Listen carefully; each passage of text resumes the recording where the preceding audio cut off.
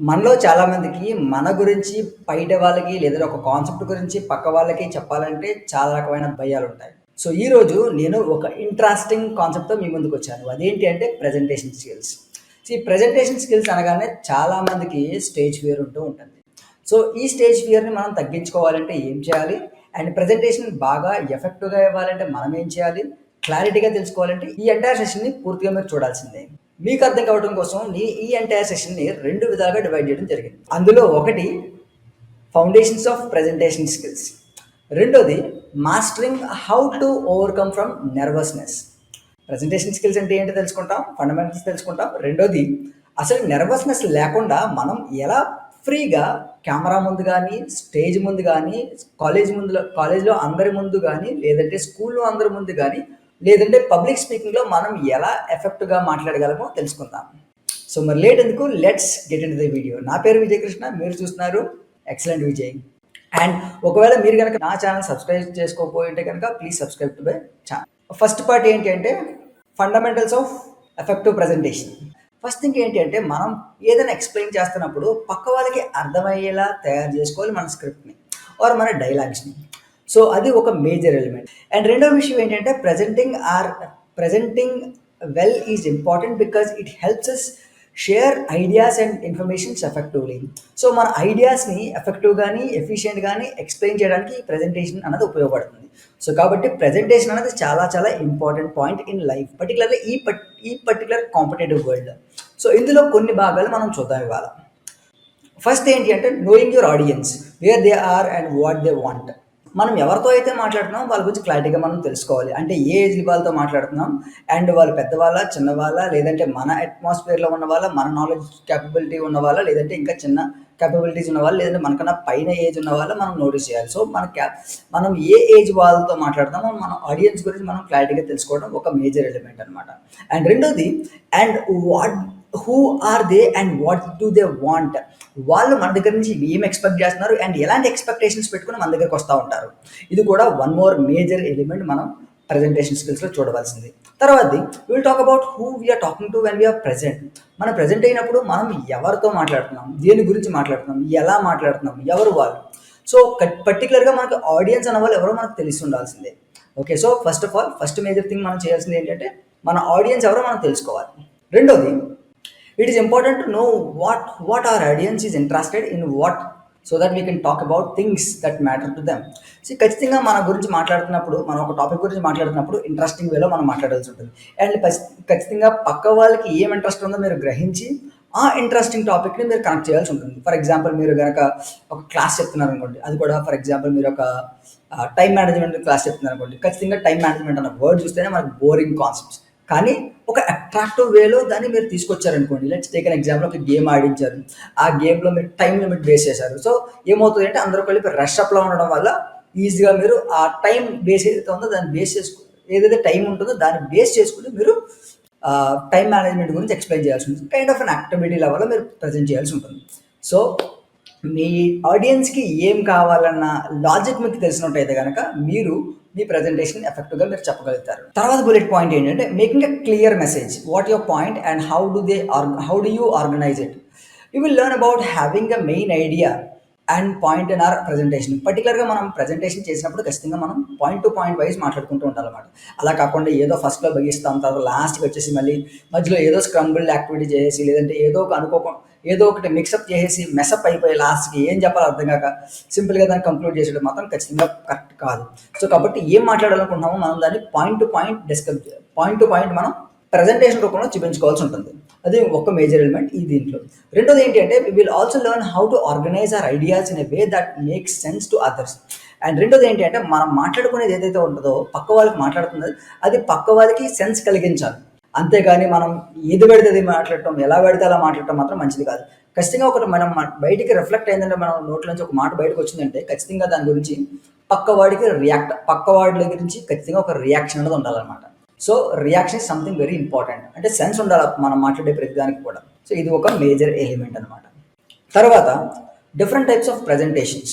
So, there different types of presentations మన దగ్గర ఉన్నాయి. ఒకటి ఇన్ఫర్మేటివ్ వే, రెండవది పర్సువేసివ్ వే అండ్ మోర్. చాలా ఉన్నాయి ఇలాంటివి చూసుకుంటే. మనకి ఒకటి ఇన్ఫర్మేషన్ మన పిక్చర్ని చూడగానే లేదంటే మనం చూడగానే మనం మాట్లాడుతున్నప్పుడు మన దగ్గర ఒక డేటా ఉంది. ఐ మీన్ టు సే నేను నువ్వు నాతో మాట్లాడటం వర్త్ఫుల్, లేదంటే నీ ప్రజెంటేషన్ నేను వినటం వర్త్ఫుల్ అని ఫీల్ అవ్వాలి. రెండోది పర్సుయేసివ్ లెర్నింగ్ ఉండాలి దాంట్లో.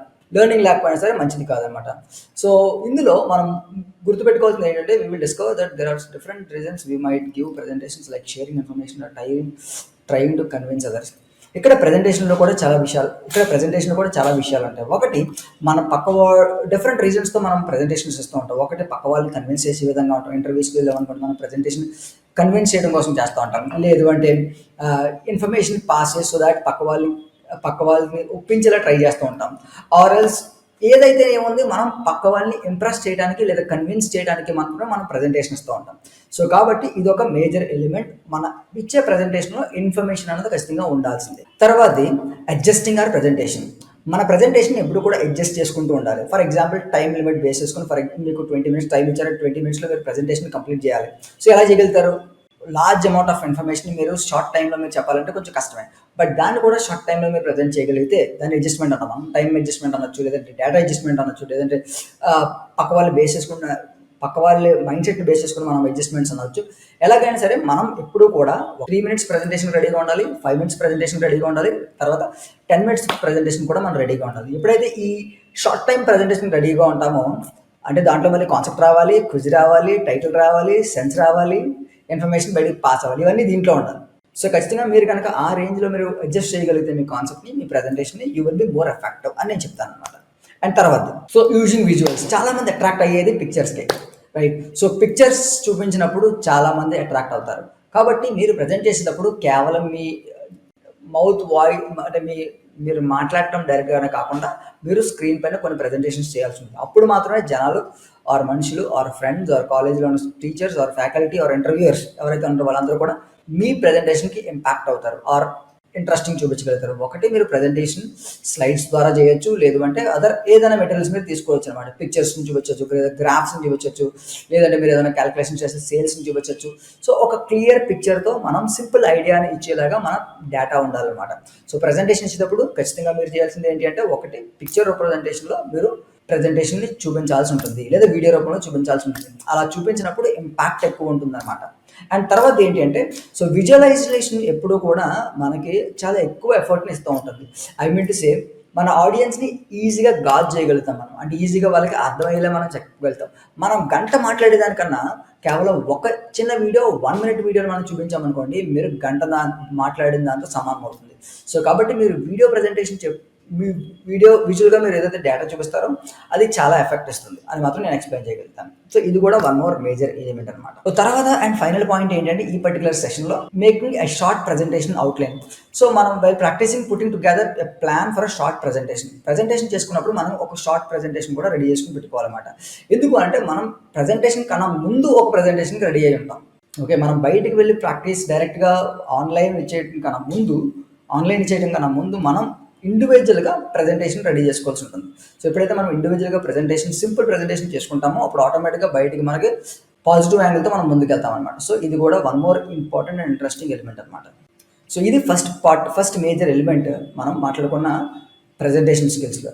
రెండో మేజర్ ఎలిమెంట్ ఏంటి అంటే mastering delivering and outcoming nervousness. So మనం భయపడిపోకుండా ఉండాలంటే ఏం చేయాలి, అండ్ మనం డెలివరీ చేసినప్పుడు మాస్టర్స్గా మనం బిహేవ్ చేయాలంటే ఏం చేయాలి తెలుసుకుందాం క్లియర్గా. సో ఇందులో రెండు మన మేజర్ విషయాలు మనం నోటీస్ చేయాలి. We will learn some tricks to help us feel less nervousness when we have to talk in front of others. పక్కవాడితో మనం మాట్లాడాలనుకున్నప్పుడు ఖచ్చితంగా మనం చేయాల్సింది ఏంటంటే మనం ఎలా నర్వస్నెస్ నుంచి బయటపడతాం, కొన్ని ట్రిక్స్ నేర్చుకుందాం. రెండోది feeling confident can help us do our best while presenting. So presentation ఇచ్చినప్పుడు కూడా మనం కాన్ఫిడెంట్ లెవెల్తో మనం ఉండగలగాలి. అది ఎలా కూడా మనం ఈ ఎంటైర్ మాడ్యూల్లో తెలుసుకుందాం. సో ఫస్ట్ ఏంటి అంటే బాడీ లాంగ్వేజ్ ఏం చేస్తుంది అంటే యూజువల్గా మనం నోటీస్ చేయాల్సింది using gestures and postures. We will find out how our body movements can help us communicate. ఖచ్చితంగా నేను మాట్లాడుతున్నానంటే నా బాడీ మీతో మాట్లాడుతుంది. నా బాడీలో ఉన్న ప్రతిదీ including my hand gestures, my eyes or my ears, facial expressions అన్నీ కూడా మీతో మాట్లాడుతున్నట్టే లెక్క. సో కాబట్టి మన బాడీ గెస్చర్స్ అనేవి చాలా ఇంపార్టెంట్. మనం బాడీ మూమెంట్స్ ఎలా ఉంటున్నాం మనం అనేది చాలా important. So standing up straight and using hand movements can make us seem more confident. ఎప్పుడైతే మనం హ్యాండ్స్ మూవ్ అవుతూ ఉంటామో, మనం నుంచుని మాట్లాడతామో, అప్పుడు మన హ్యాండ్ మూమెంట్స్ అనేది చాలా ఇంపార్టెంట్. ఈవెన్ నేను కూడా ఏ వీడియోలో చెప్పినా సరే నాకు ఎక్కువ హ్యాండ్స్ మూవ్ అవుతూ ఉంటాయి. అది ఏం చేస్తుందంటే నేను మంచిగా చెప్తున్నాను అని నాకు అనిపిస్తుంది అనమాట. సో అంతేకాకుండా ఎప్పుడైతే ఈ హ్యాండ్ మూమెంట్స్ మనం చేస్తూ ఉంటామో అప్పుడు ఆటోమేటిక్గా పక్క వాళ్ళకి అర్థమవుతుంది ఏంటంటే మనకి డేటా మన దగ్గర ఉందని, అండ్ పక్క వాళ్ళు కూడా మనల్ని ఈజీగా అర్థం చేసుకోగలుగుతారు. సో మీరు ఎప్పుడైనా ప్రజెంటేషన్ ఇచ్చినప్పుడు మీ బాడీ లాంగ్వేజ్ని క్లియర్గా చెక్ చేసుకోండి. ఈ బాడీ లాంగ్వేజ్లో మీరు చేయాల్సిన మేజర్ ఎలిమెంట్లు ఒకటి స్టాండ్ రైట్, నుంచుని మనం ప్రజెంటేషన్ ఇవ్వాలి. రెండోది మన హ్యాండ్ గెస్చర్స్, మన బాడీ గెస్చర్స్ చూసుకోవాలి. అది ఒక మేజర్ ఎలిమెంట్ అనమాట. తర్వాత speaking skills. Make your voice strong and clear. So మనం వాయిస్ స్ట్రాంగ్గా ఉండడమే కాకుండా లౌడ్గా కూడా ఉండాలి, అంతేకాకుండా క్లియర్గా ఉండాలి. సో లౌడ్గా గట్టిగా మాట్లాడాలి and at the same time క్లియర్గా మాట్లాడాలి. సో దట్ పక్క వాళ్ళకి అర్థం కావాలి మనం ఏం మాట్లాడుతున్నాం. అంతేకాని మనం మాట్లాడుకుంటూ పోయామనుకోండి ఎవరికి అర్థం కాదు. సో స్లోగా, నీట్గా, క్లియర్గా, లౌడ్గా మాట్లాడుకోవడం ఇంపార్టెంట్ అనమాట. సో మాట్లాడేటప్పుడు కొంచెం జాగ్రత్తగా మెయింటైన్ చేయండి. Having a strong voice help us get our message across. So గట్టిగా ఎప్పుడైతే మాట్లాడతామో అప్పుడు ఆటోమేటిక్గా మన మాటలు ఎక్కువ మందికి రీచ్ అవుతాయి అనమాట. సో కాబట్టి అప్పుడు మనం అటెంటివ్నెస్, పక్క వాళ్ళ అటెంటివ్నెస్ మనం గ్రహించగలుగుతాం. అండ్ పక్క వాళ్ళని మనం ఖచ్చితంగా మన ప్రజెంటేషన్ని వినేలాగా మనం చేయగలుగుతాం అనమాట. ఓకే, సో ఇది కూడా one more important element. Keeping your audience interested and involve. We will discover ways. ఎప్పుడు కూడా మనం చేయాల్సిన ఇంకొక మేజర్ ఎలిమెంట్ ఏంటి అంటే మనం తీసుకున్న కాన్సెప్ట్ ఇంట్రెస్టింగ్ వేలో ఉందా లేదా చెక్ చేసుకోవాలి.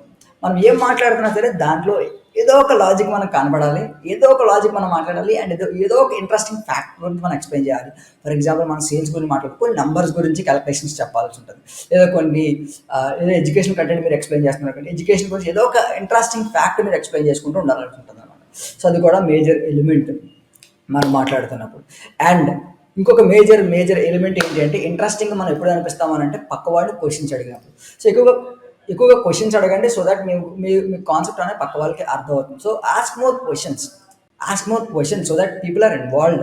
ఓకే, మీ గురించి మీ చెప్పే కాన్సెప్ట్కి ఇన్వాల్వ్ అవ్వాలంటే ఖచ్చితంగా మన వాళ్ళు పక్క వాళ్ళని ఖచ్చితంగా మనం క్వశ్చన్స్ అడగాల్సి ఉంటుంది అనమాట. సో క్వశ్చన్స్ అడగండి. అండ్ ఫైనల్లీ ఇది చాలా ఇంపార్టెంట్ ఎలిమెంట్ ఏంటి అంటే ఆన్సరింగ్ క్వశ్చన్స్.